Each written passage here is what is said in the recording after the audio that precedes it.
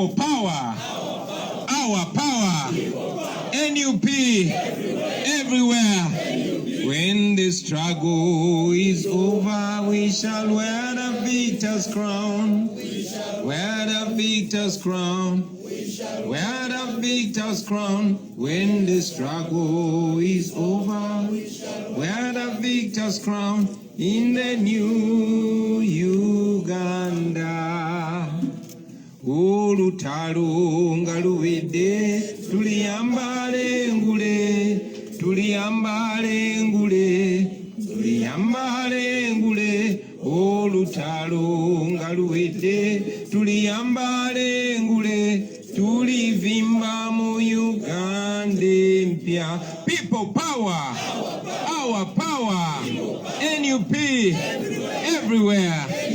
Bana mtiame.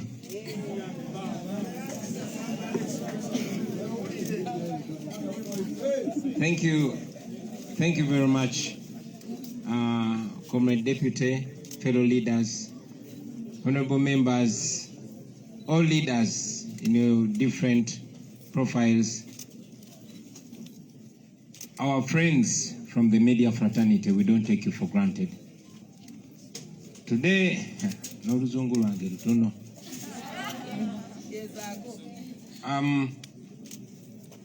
it's not supposed to be a very good day, like many days in the recent past, but we refuse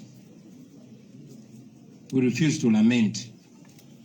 We decide to choose faith over fear. So in that spirit, I want to congratulate the people of Kayunga. I want to congratulate you, Madam Chairperson. I want to congratulate all the leaders that were involved in that bloody election but secured our victory. We won. We got the victory. We have it. Just the cowards did not declare us. But we are the winners. The people of Kayunga, please carry back the message to them. Tell them the country and the world is proud of them. The entire world was watching this election. Kayunga was Uganda summarized. And ladies and gentlemen, Kayunga removed any doubt about what we told the world after the January 14th election. And today, I tell you that people are not wondering anymore who murdered Fefe Kaserubogo and why he was murdered. Now we know. Friends, where we are now goes further to show us the realities of our country. Museveni, in my view, is at his lowest of morality. In the past, he would use some sense at least. But now, he is all out.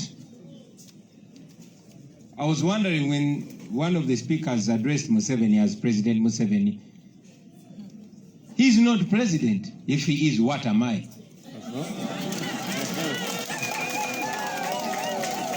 Museveni is not president. Museveni has never been elected to be president of Uganda. Never in history. Museveni is a rebel that took up arms against what he called a rigged election. But history shows us it was not even 10% as rigged as he rigs elections today. So this is a rebel, and rebels are characterized with three things, among others. That is lying, that is stealing, and that is killing. So for anybody who expects Museveni to behave like a statesman, you surprise me. We said it in the past. We're not just realizing who Museveni is, we're only realizing how low he's prepared to go. But we knew that he was a crook. We knew that. And we told the world when we were going for the 2021 elections. We told them that we do not expect Museveni and his rigging machinery to announce us. You all saw Byabakama and the way he was conducting himself, right from when he, together with the police, denied us opportunity as provided by the law to go around the country consulting, and the consequent things he did, including blocking us from campaigning within the campaign. So we did not expect Byabakama to declare us, but we went ahead to go into the election because we told them that either we will get our victory announced, declared, or we will be able to use this election, the 2021 election, to open the eyes of the people of Uganda and expose the regime to the maximum. That we did. But as if that was not enough, Museveni gave us yet another opportunity. He did not wait for us to expose him. He exposed himself. The coward that Museveni is, I get disturbed when they call him a general. What kind of general is such a coward? What kind of general that cannot face a moral fight, a moral contestation? He surrounded my house, put me under house arrest, and I said, look at this. I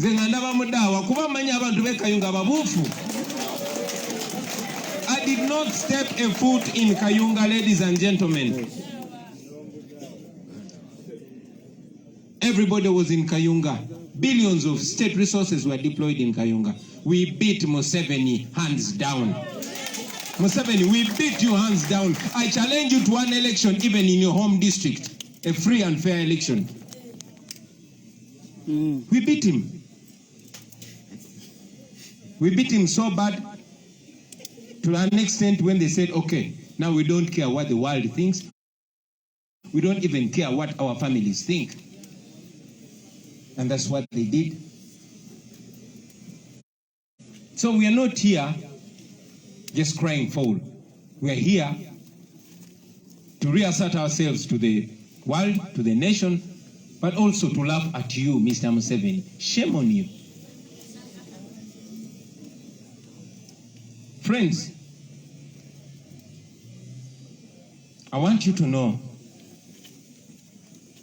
that this time around, like in the recent past, Museveni is trying as much as possible to discourage us from elections.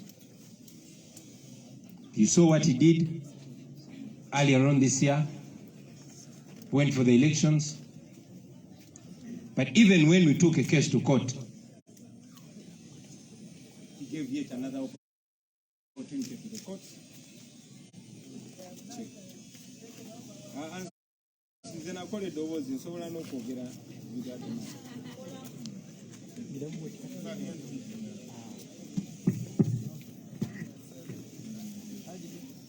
The people of Kayunga, Museveni has special interest in that place.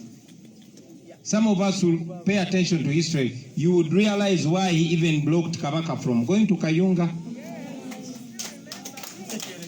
The leaders of Kayunga know how rich Kayunga is in terms of gold, in terms of natural resources, land, forests, etc.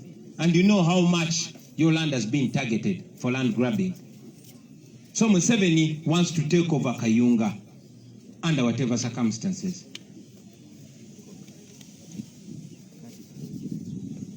The chairperson of Kayunga, the newly elected chairperson, Madam Nakwede Harriet Kafero, has told us that he's going to court. I shared with her, I told her that that is only an opportunity to once again expose the judiciary as well. The same way it was in January, when Owinyi Doro behaved in the most illegal manner. So Mr. Owinyi Doro and your judiciary, we are coming to you again. We're offering you yet another opportunity to undress yourself.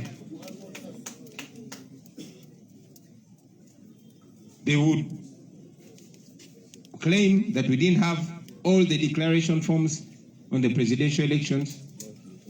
Here they are now. And we are not crying to you to give us justice. We are asking you to spare yourself and your credibility and your legacy.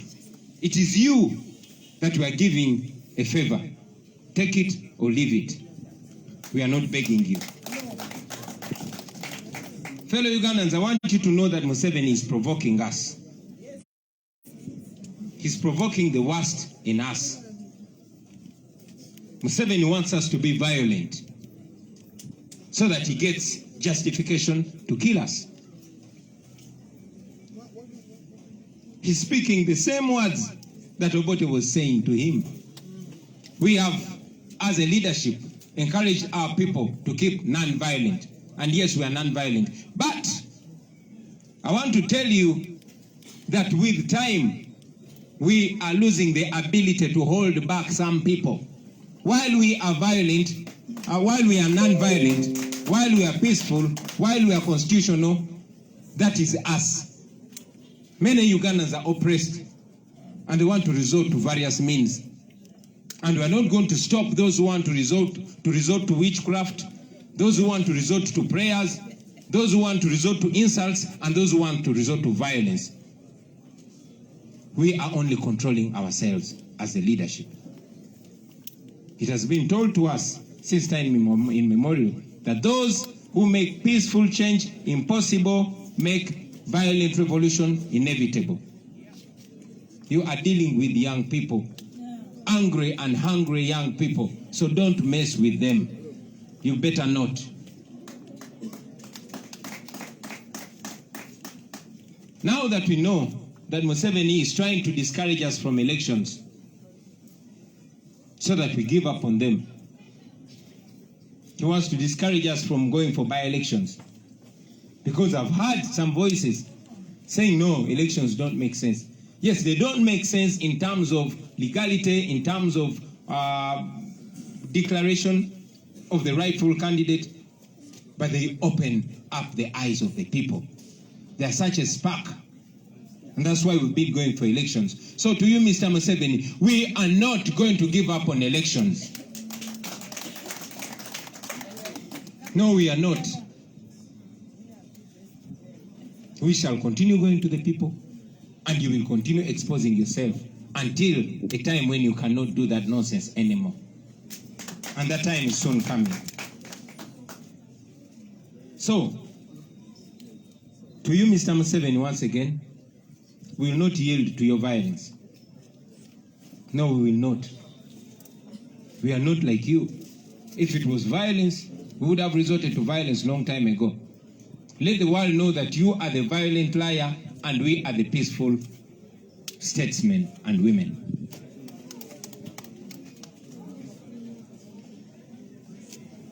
To our leaders, the members of parliament, and various other leaders, we've been telling you this right from the word go.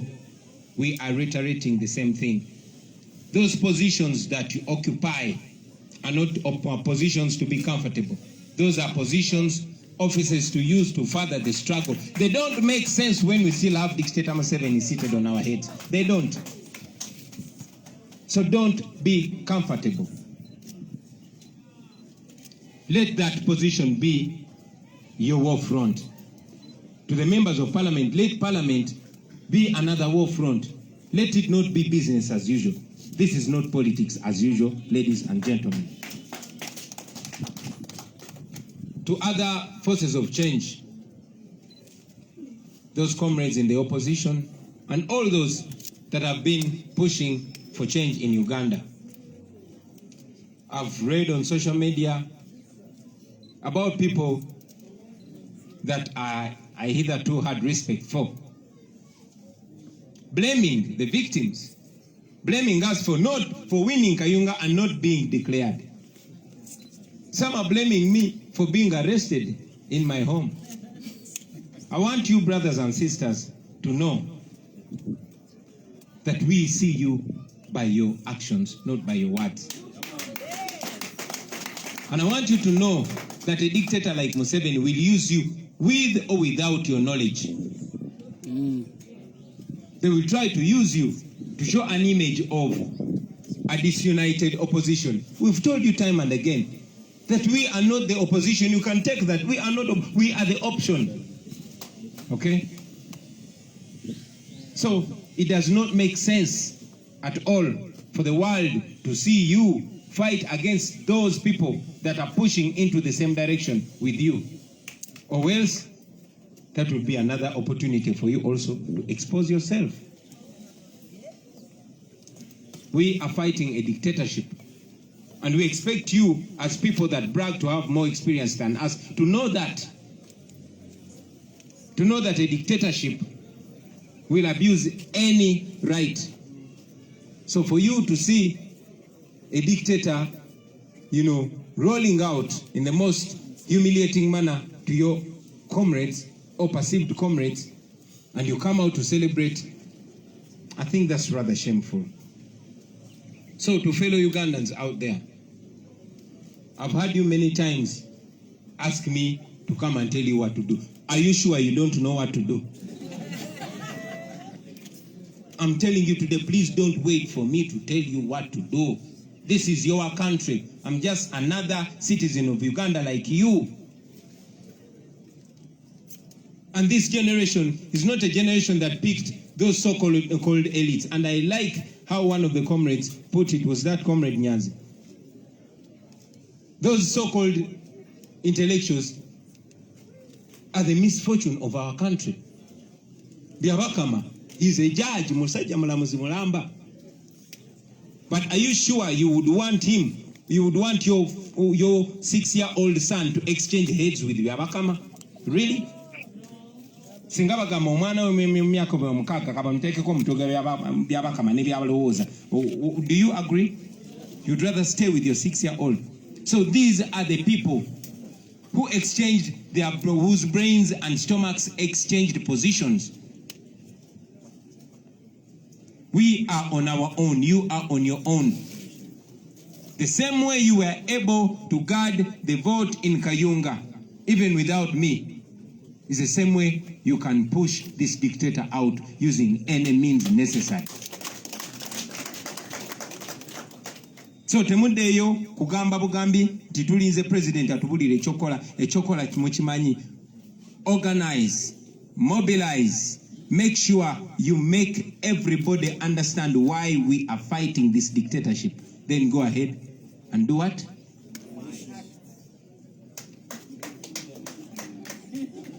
Like I said, comrades, we are non-violent. We are non-violent, but we don't have power over the violent ones. We promote non-violence because we don't believe, we are not like Museveni, we don't believe in violence at all. But I will tell you this, that there will be a time when Ugandans will stop listening to any voice of reason. That will be a dangerous time, and General Museveni, you're too old, you better not push the nation there.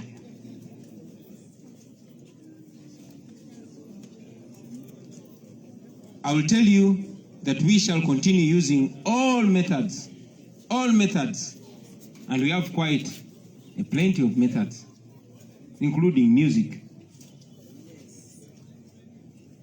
And even today, in fact now, yes. Can't you come here?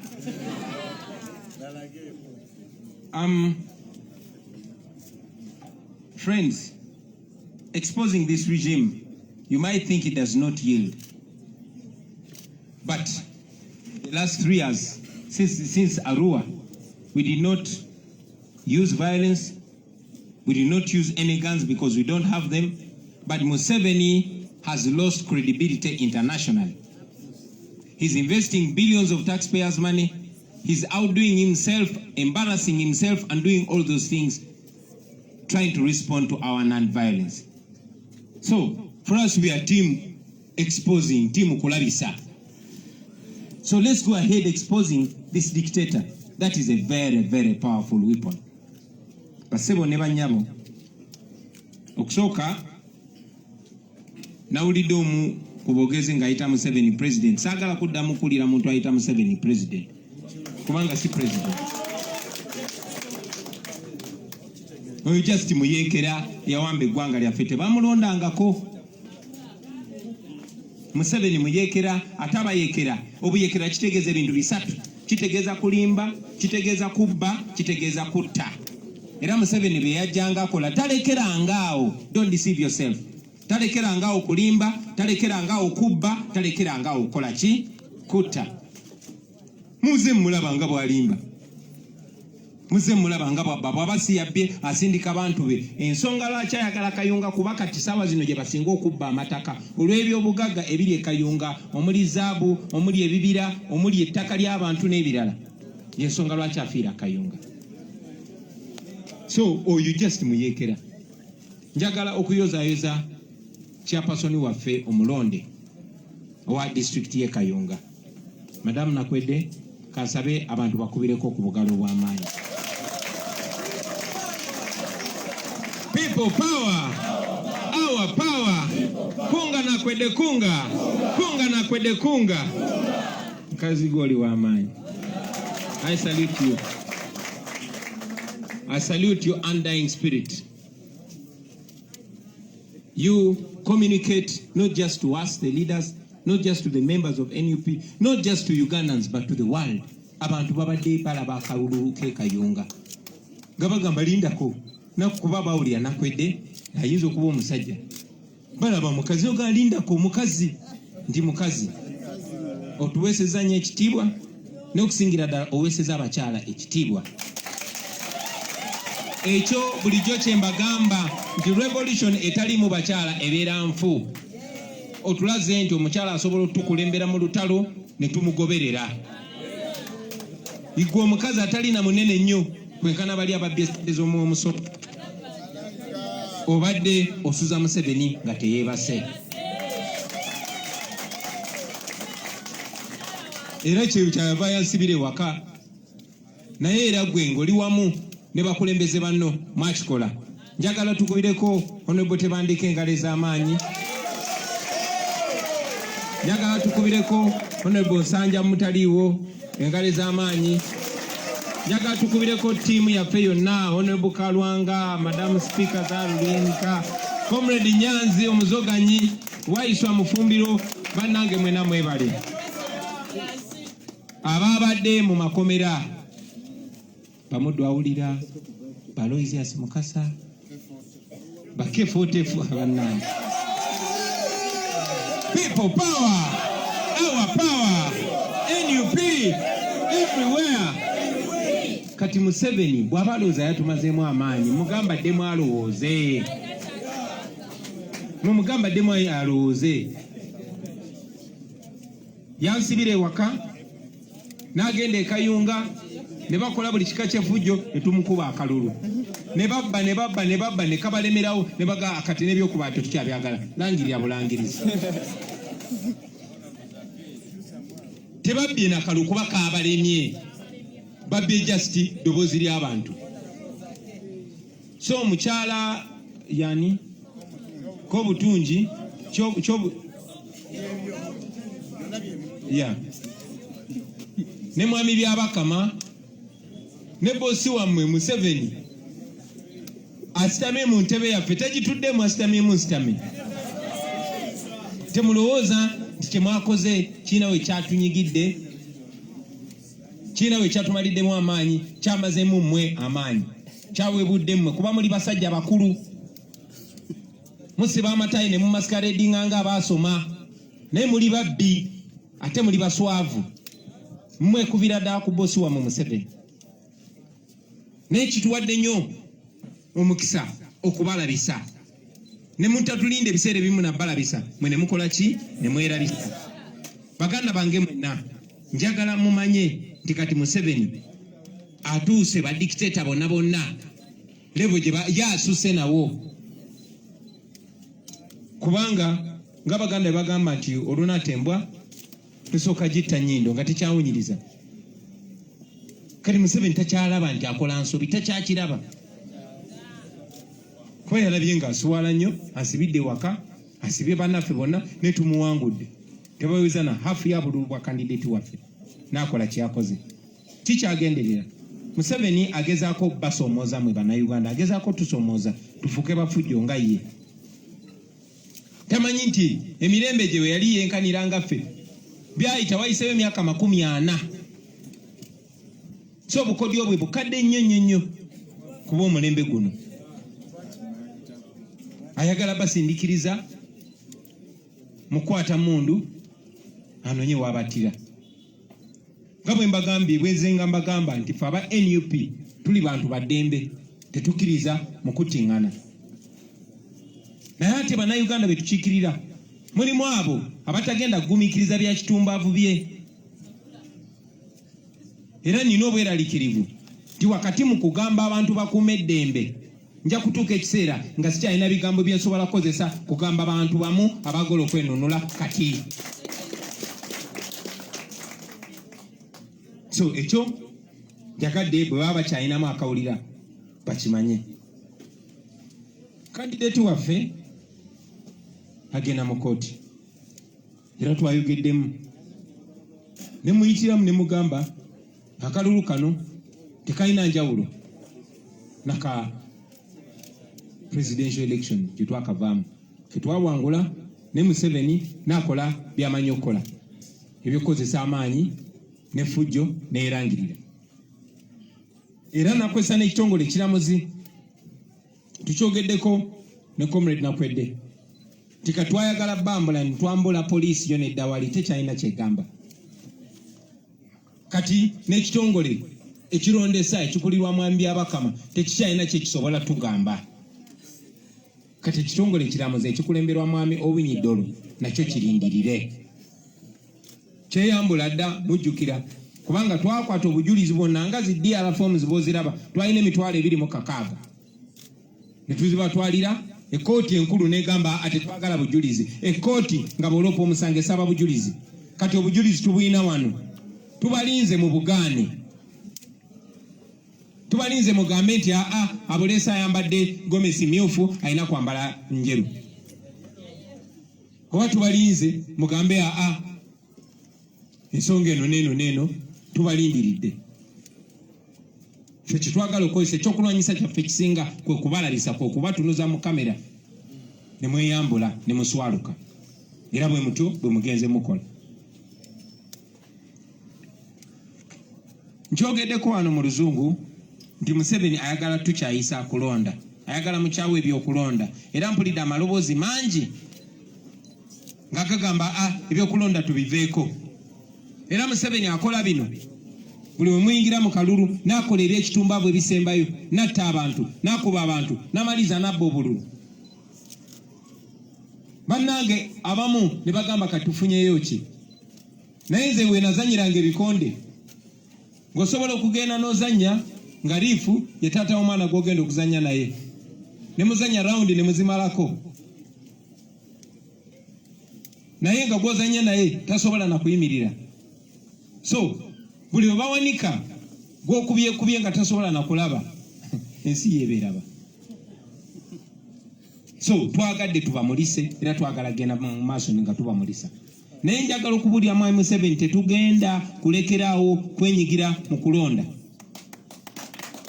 Manyi bannange mwenna muweddemu amaanyi eyo, naye njagala obbabulira tetukola Museveni kyayagala tukole, tetukwata kkubo lyayagala tukwate, tujja genda mu kulonda.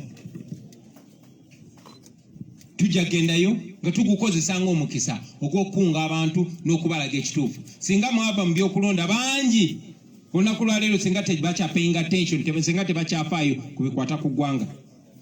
Nakibagamba baganda bange nti tetusuubirangako Museveni kugenda tulangirire. Era mu kulonda nga Museveni yakyafuga eggwanga lino ng'alifugisa omudumu gw'emundu, tebugenda kola ki? Tagenda kulangirira abantu bawangudde.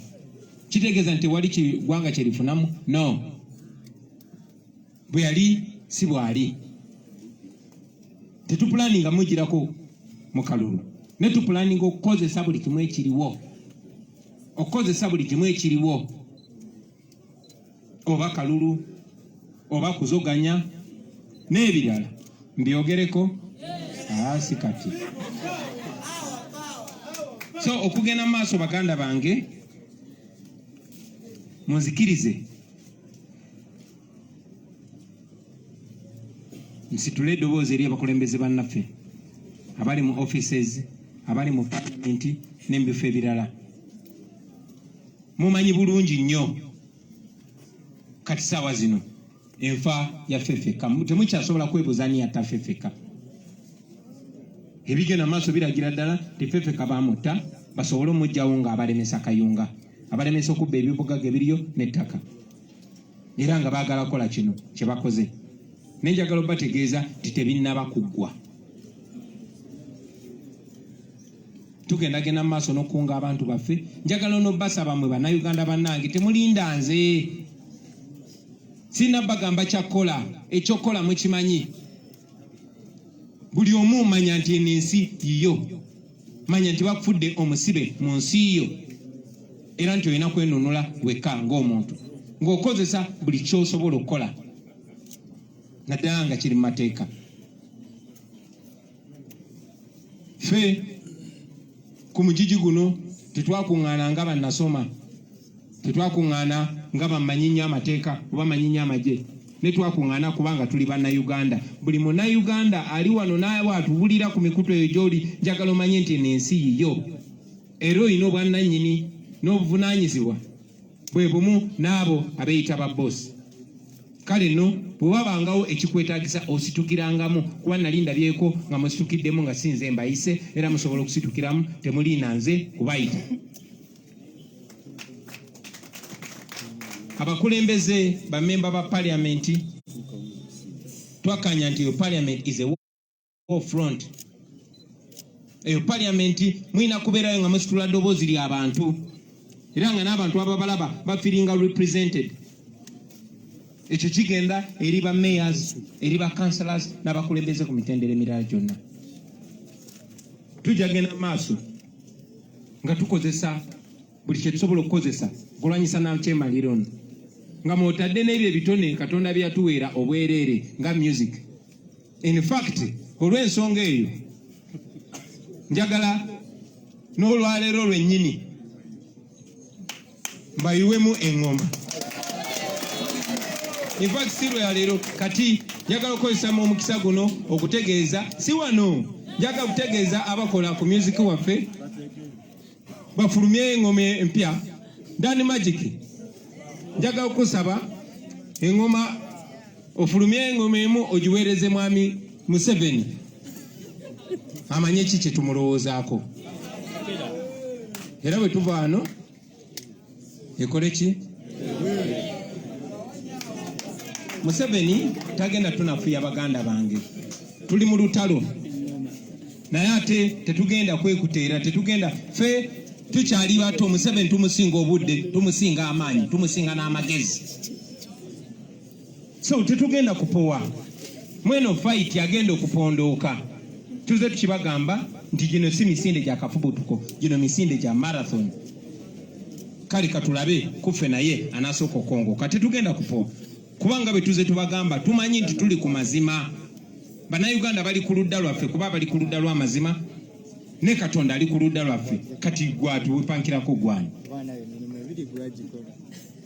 Fubye nnyo leero obutayogeza busungu kuba nkakasa buli omu munyiivu n'eggwanga linyiivu, naye njagala obategeeza titugenda mu maaso era tujja kuwangula. Pozi nga sinava waggulu basebo ne bannyabo olunaku lwaleero newankubadde waliwo obubaka bwesisindise mu lulimi Luganda eri bannaffe abo abali mu opposition n'abo abagamba nti mulwanyisa nakyemalira. Kyewuunyisa byendaba mu mawulire, byendaba ku mitimbagano ebyabakulembeze abamu bembadde mpa ekitiibwa nga bavaayo okunenya ate ffe ababbiddwa nga balinga abatamanyi Museveni kyokka nga bagambe batusinga experience, tubadde baana bato nga betubalaba balwanyisa Museveni oba bagamba balwanyisa Museveni. Naye kyewuunyisa nnyo okulaba ate nga bannaffe abandiyimiridde naffe kuba bamenye ensonga zetwogerako zentuufu. Wano ziri side bbiri, either Museveni n'obwannakyemalira bwe ye mutuufu oba ffe abamulwanyisa ffe batuufu. Kati bw'oba ng'olwanyisa Museveni n'ebikolobero byakola ku bannayuganda then oba mutuufu, ne bw'oba olwanyisa ate abalwanyisa ebikolobero bya Museveni then oba olina okwezuula.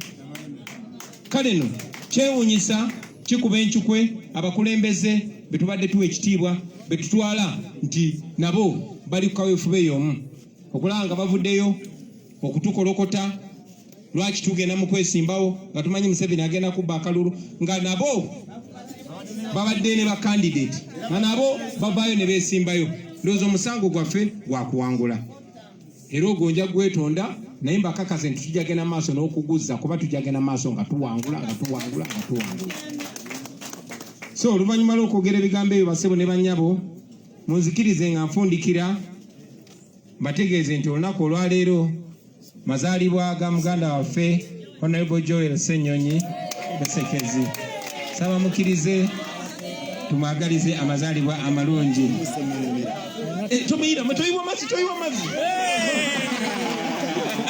Happy birthday to you. Happy birthday to you. Happy birthday dear Joel. Happy birthday to you. Thank you very much. Basebo ne bannyabo n'obugambo obwo njagala okubaagaliza omwaka omupya omulungi. Njagala okubaagaliza ennaku enkulu ez'emirembe. Tumanyi nti Katonda awa ebyamagero mu nnaku zino enkulu nga zigenda okutuuka kuba zaaliwo lwa nsonga. Tumusabe tumwekwase naye tetusaba busabi tuteekeko n'ebikolwa kubanga Katonda ayambye. Mwebale nnyo, mwebale edda. Eddy mutwa nkuba akaama akakapera naye omanyi basebo ne bannyabo si ffe tusoose. Nebe nali sinazaalibwa mu myaka gy'ensanvu waliwo abayimbi abatusookawo. Newankubadde abayimbi b'ennaku zino abamu beefuula nti bw'obeera ne talanta ey'okuyimba tolina kuba na bwongo bulaba nsonga ziri mu ggwanga. Naye wabangawo omusajja gwe baayitanga Christopher Sebadduka. Yalabanga ensonga ezo ku mulembe gwa Amini yatuukako n'okuwaŋŋanguka n'adduka mu ggwanga nga bamunoonya nga basebanne ba Byron Kawadwa n'abalala. So njagala olunaku olwaleero nkomyewo ebirowoozo ebyo mu bwongo bw'abantu. Ekindese bananga bampuliriza tembeddwa bigambo bya Sebadduka bye yasomera Amini ebisembayo mu myaka gy'ensanvu nga nzize kusomera musaba ne busajja bwe. Olw'ebyo bye mutukoze mutulugunyiza ensi ne mukamala n'eggwanga ne mulinyaga. Mwalimbalimba bannammwe be mukulembera nga mubasuubiza eddembe lyesalirawo ne mubasuubiza okugoba ababba obululu ne mubasaba n'abaana ogenda mu nsiko ne babawa abaana ogenda mu nsiko n'abandi ne bafiirayo naye watuuka ku bufuzi n'ofutubala ebirala mu birindi kubedde.